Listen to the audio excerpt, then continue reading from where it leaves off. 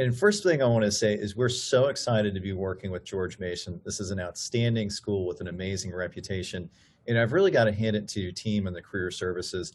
They really want to invest in your future. And so what I'm going to be talking with you about today is a little bit about the tool and a little bit about the why behind the tool, but more important than that, how it can help you in your job search. Because at the end of the day, our objective at JobScan is to provide the best tools for the job seeker. And that doesn't matter if you're applying to an internship, a full-time program, if you're fresh out of a PhD program and you're looking to go to NASA. We've been able to help people in all of these facets. But before I start there, what I'm going to do is I'm going to share a little bit of information with you about how we perceive the challenge that's going on behind the scenes. So as you can see here, more competition plus less experience equals less tension. Well, what exactly do we mean by this? Well, unfortunately, we face a huge challenge today, and that is that 8 million Americans are currently unemployed. There are fewer jobs and more people applying to them. And historically, what that's meant is you're just getting a little bit less attention, or more, excuse me, that just means you're getting more competition. When you combine that with the fact that you may be bringing a little bit less experience to the table, historically, what that's meant is you're getting less attention at the end of the day. But we wanted to know what exactly is going on behind the scenes when you apply to a job online. What's actually going on in and out?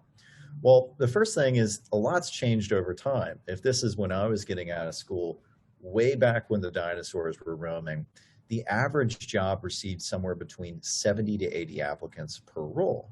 And what that meant is it was easy for the recruiter and hiring manager to go through and read each and every one of these resumes.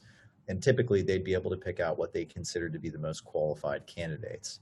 Well, today that world looks a lot different. In fact, the average job today receives 250 applicants per job listing. Now, what this means for you is it's very challenging for the recruiter or the hiring manager to go through and read each and every one of these resumes. So what did companies decide to do? They decided to turn to software to help them out with the recruitment process. Now, the software that they use today is something called an applicant tracking system, or what I'll call an ATS for short. And applicant tracking systems are used all over the place. It doesn't matter if you're applying to a not-for-profit, a for-profit, a non-governmental organization, whatever it is, it's nearly impossible to avoid applicant tracking systems. In fact, in our last research, it suggests that 99% of Fortune 500 companies use applicant tracking systems. Oddly enough, and this is kind of like the caveat in there, the 1% who don't use applicant tracking systems are actually holding companies. So they're just companies that hold large amounts of other organizations. So kind of an interesting thing right there. 99% of Fortune 500 companies use them. What does an applicant tracking system do? Well, an applicant tracking system's purpose is to look at a job description, to highlight skills and keywords in that job description, kind of put them in a separate bank, and then use this bank to compare against multiple different resumes, essentially stack ranking these resumes against one another. And the way they do it is by comparing your resume to the skills and keywords that are listed. Sounds pretty simple. In fact, it's actually rather challenging. And a lot of the challenge that it creates is that it's not always the most qualified candidate who gets the attention. Instead, a lot of the time, it's actually the candidate who's just using the right skills and keywords. Well, what happens from here? Then we face another challenge. The applicant tracking system filters out, and this is the key word, it filters out 70 to 90% of the applicants. So immediately offhand, if you're just applying blind to a job online, there's actually a very high probability that your application goes into this camp where it's never going to be seen. It's just the statistics are there. Okay, well, what happens from here? Let's say you make it through the applicant tracking system. What next challenge do you face? Well, then a recruiter has 6 to 7 seconds to look at each resume. 6 to 7 seconds. That's not enough time to make a decision for what you're going to have for dinner, let alone to determine the person that you're actually going to hire. So you need to make sure that you include information in your resume that's relevant, it's timely, and it's written in a way that a recruiter really connects with. So another big challenge. Well, from here, as the saying goes, only about 2% of people get interviews, and at the end of the day, as we all know, one person's dream is realized. Now, we had a choice when we created Jobscan. We could sit on the sidelines and just observe what's happening, or we could do something about it. And so we built out a resume, LinkedIn, and cover letter, or excuse me, resume, cover letter, and LinkedIn optimization tool that will help you with each facet of your career search. The results speak for themselves too. Historically, what we found is that when people use this platform, they end up getting 3 times the number of interviews. In addition to that, they end up receiving over 2.3 times the amount of LinkedIn profile views. LinkedIn is a really powerful place for you to go from applying to a job online to being recruited. And then in addition to that, a half the timeline to actually get hired. Now, each of these statistics on their own is valuable, but together what it means is you can go into your next job search feeling very confident about what you bring to the table. All we're going to help you do is articulate it. So what does the product look like? Well, I'm going to start by sharing my screen with you. So when the wonderful team at George Mason's Career Services sets you up with an account, what do you see? Well, the layout is very simple. If you need to get anywhere, the best way to do that is just go up to this tile bar. Pretty much everything that you need is going to be listed out here. But let's say that you're really interested in running a resume scan. Well, let's do that. So what I'm going to do is I'm going to come down here, and what it's going to ask me to do is it's going to ask me to compare my resume to a very specific job description. So I'm going to start by uploading my resume.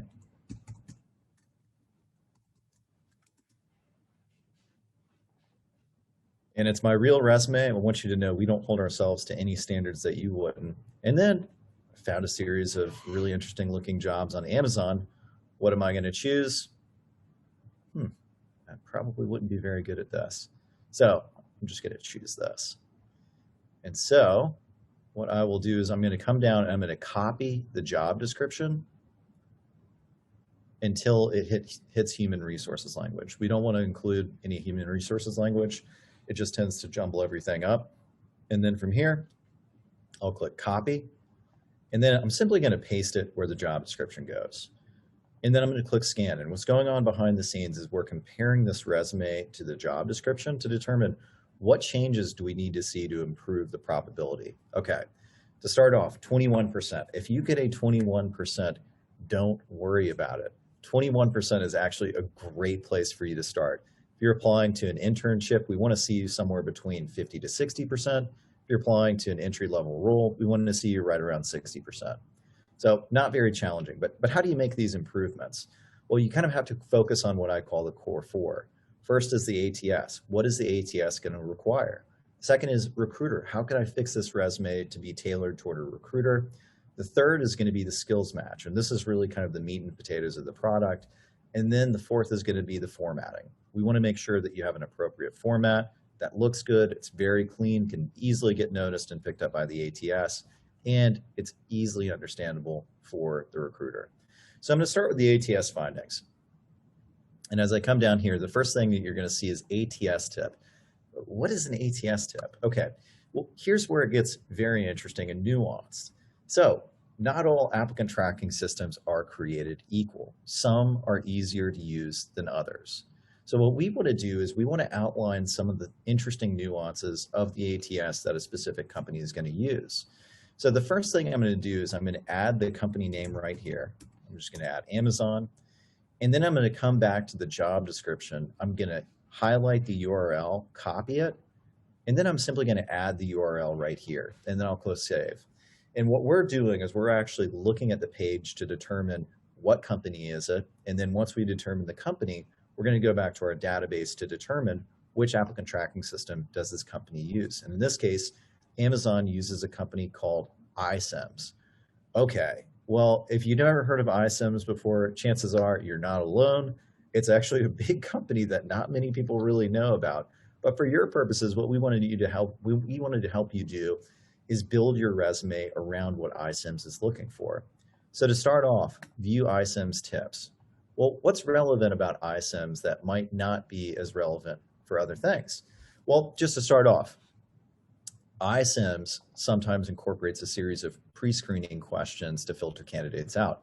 Now, we call these questions knockout questions, and the reason for it, the intent of these questions is to filter candidates out as quickly as possible.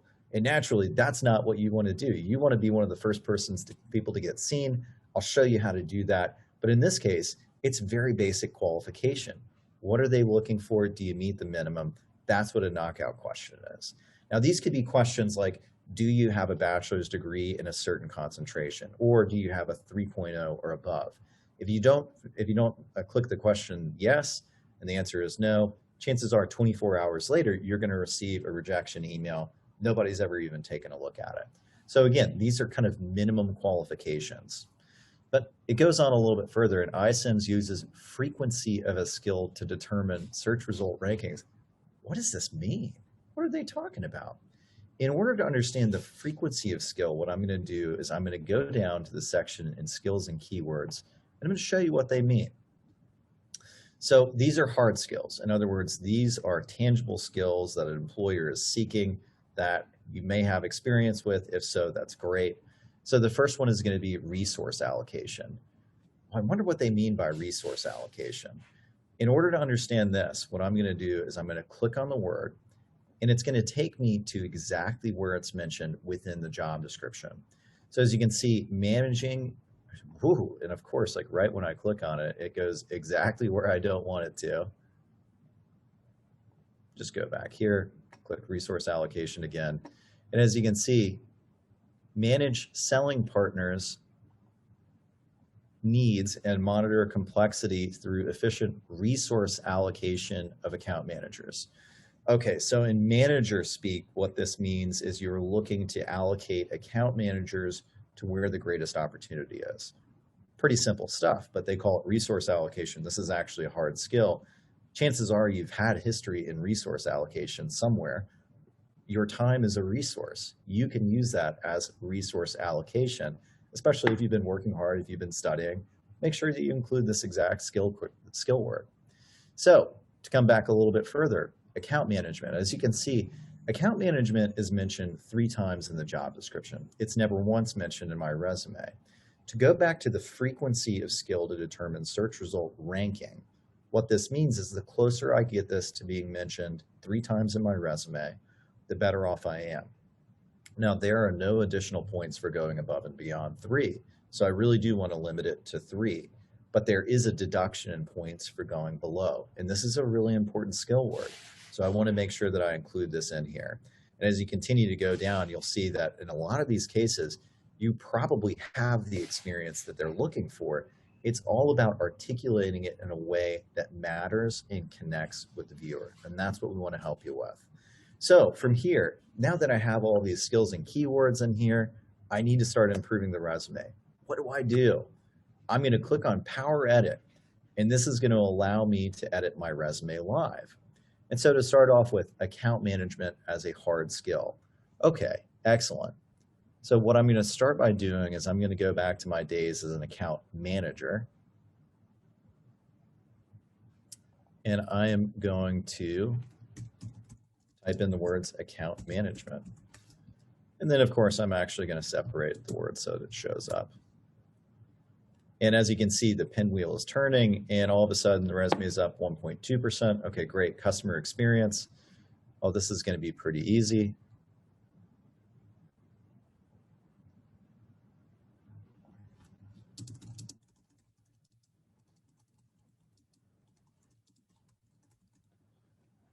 As you can see, I included the word customer experience in there. All of a sudden, the resume is up 2.5%. Manager as a job title. That's pretty easy.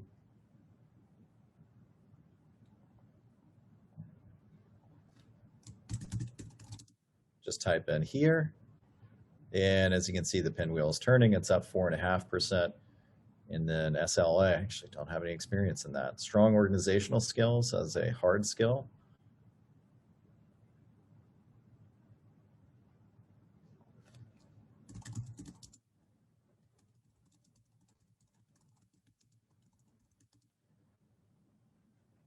Input, strong organizational skills, and the resume is up by about 6%. So this is a gamified process. We want to take all of the guesswork out of this. Now, for any area that you don't have experience and you don't feel comfortable using it, that's okay. Don't feel obligated to include a word in here if you don't have experience with it.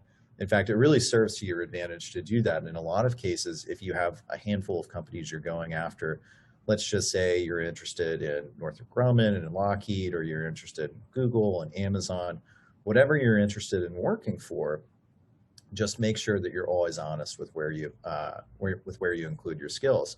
In most of these cases, what they're looking for is somebody who's honest. And if you don't have a hard skill, that's okay. Chances are they can teach it to you, or you can go online and find a way to get experience within it. So now that I've done this, let's say you're ready to apply to a job or an internship. What do? Well, all you have to do is click download, and it's actually going to download the resume for you. But for our purposes, what I want to do is I want to come in and I want to click Save Scan, which will allow me to save the progress that I've made. And I'm going to walk you through a little bit more about the tool. So as you can see, as I continue going down this report that we've put together for you, we're going to look at a lot of different things, like, do you have the right education? In a lot of cases, you may actually be overqualified for a job. If that's the case, we're going to identify that for you, and we're going to let you know. Another thing is job title match. In this case, the title is manager. I've actually had that job, so I included it in there. But then we'll look at other things like, do you have your sections laid out appropriately, education, experience, so forth. File type, we always recommend using a .doc first and a PDF secondary, and then date formatting, really simple stuff. Then the next is going to be recruiter findings. What are recruiters going to look for? Well, the first thing they're going to look for is length of content. We always recommend, if you're coming after your first job or your first internship, keep it right about 1 page. That's an ideal amount of length. If you're an experienced hire and you have a lot of experience prior to coming back to school, well, make sure that it's less than 1,000 words. Really simple stuff. The second is measured results, quantified measured results. And what we mean by this is we want you to use the STAR method: situation, task, action, and quantified measured result. What do we mean by that? Well, it could be, I was in this situation, I was tasked to do X, Y, and Z. Here are the actions that I took to complete it, and here was the measured result.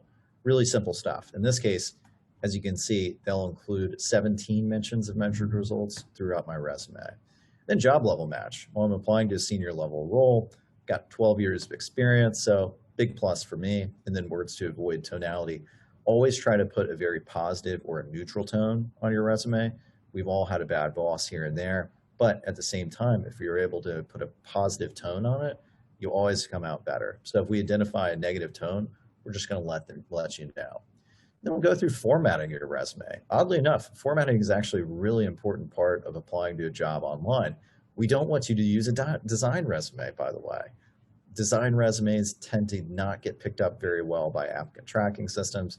So use a very simple format. You're more than welcome to use Jobscan's resume builder. We have a ton of templates in there for you, but we have the options ready to go for you. And then to take it down a little bit step further, we're naturally going to give you an education boost. You go to a top school. We want to make sure that you're aware of that. It becomes a lot easier to get sought after when people know the name of your school. And then going down a little bit further, hard skills. What's really going to connect with the applicant tracking system? What sort of tangible skills can you bring to the table that the company is seeking? And then soft skills. This is an equally important area. What are you going to bring to the table culturally? Are you going to be able to connect with the workforce? Skills and keywords are a vital way to do it. Soft skills actually play a huge role when you're applying through the recruiter because it connects with the person. So anyways, that's a lot of information to go through. But we want you to cast a wide net. Applying to a job online is one thing, but making sure that you have a good brand presence is equally important. That's why we created the LinkedIn tool, and I'll walk you through that next. So as you can see, when you click on LinkedIn, the first thing it's going to ask you to do is it's going to ask you to refresh your LinkedIn profile. So as you can see, I'm refreshing my LinkedIn profile. And then it's going to ask you to download a PDF copy of your LinkedIn profile. Now, for our purposes, what I'm going to do is I'm going to use an older copy. I'm going to start by uploading that profile right here.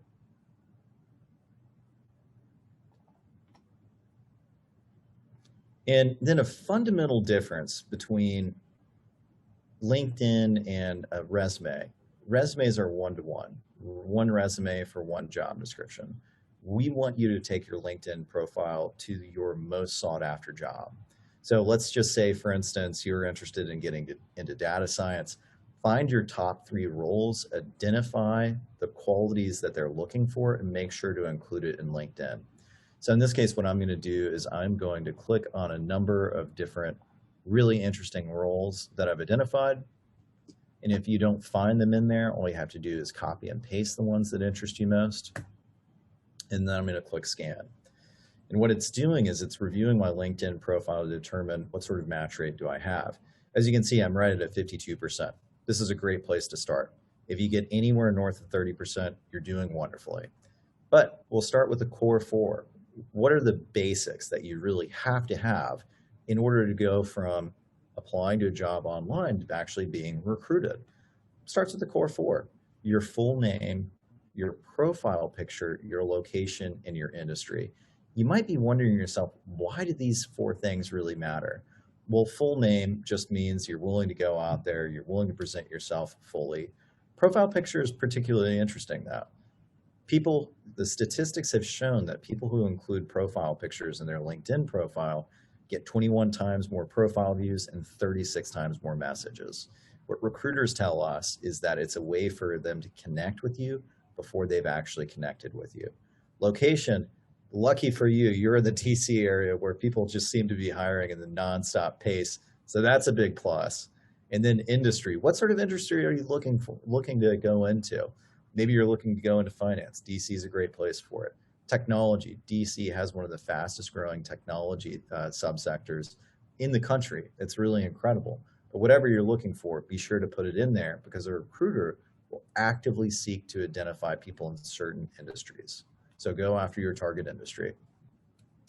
The next is going to be high impact. What do we mean by this is we're going to take a look at your headline and your profile summary, and we're going to help you find ways to shape that so that it gets people's attentions. So to start off with, as you can see, the consistent trend they saw within my resume was an operations manager. Excuse me, not my resume, my LinkedIn profile. But operations manager, what would a sample look like of a good operations manager? As you can see, sales operations manager at certain company. It's just a sample headline. We'll give you some examples of things that we've seen work in the past. And then going down a little bit further, we're also going to look at your profile summary. As you can see, LinkedIn actually gives you a very generous length to include your profile. They're going to give you up to 1,000 words. At the same time, we want to make sure that you're using somewhere between 250 to 300, just a good length. Then we're going to go down to your work experience. We want to make sure that it's laid out appropriately in a way that's really easy to read. So I'll include that in there. And then we'll go down to key skills. And the reason key skills are so important is when a recruiter is looking for somebody, maybe an entry-level role, maybe an internship, what they're going to look for is they're going to look for people with consistent skills. So what we've done is we've highlighted it in a way that's meaningful. And so as you can see, the top skill across all 3 of these jobs is sales, then account management, then operations, and so forth. The reason this is important is when a recruiter goes to LinkedIn to seek candidates, they're actively going to be looking into certain traits and trends that a candidate brings to the table. So with that, your team is here for you when you need them. The platform is incredibly easy to use. If you have any issues with it, all you have to do is go to jobscan.co/learning center, and our learning center will walk you through each and every bit of it.